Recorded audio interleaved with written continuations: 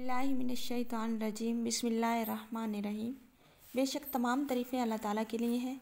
हम सब ने लौट कर जाना है अल्लाह ताला की तरफ। मेरी अल्लाह ताला से दुआ है कि अल्लाह ताला आपको तमाम परेशानियों और दुखों से निकाल के खुशियों में मगन कर दे। अल्लाह ताला की बेइंतहा रहमतें और बरकतें नाज़िल हों आप सब देखने वालों पर। इस्लामिक वर्ल्ड के प्यारे बहन भाइयों, अस्सलामु अलैकुम।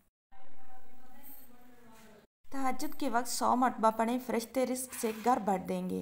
आप सल्लल्लाहु अलैहि वसल्लम ने इरशाद फरमाया, जो शख्स तहज्जुद के वक्त ये कलमात 100 मरतबा पढ़े, अल्लाह ताला उसका घर रिज़्क से भर देंगे।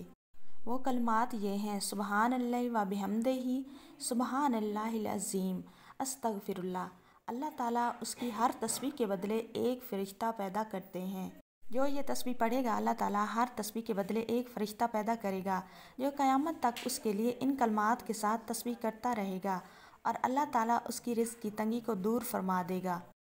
आपने ये वजीफ़ा तहज्जुद के वक्त पढ़ना है और अव्वल आखिर आपने 7-7 मरतबा दरूद इब्राहीमी ज़रूर पढ़ना है और फिर आपने सजदे में जाके दुआ करनी है।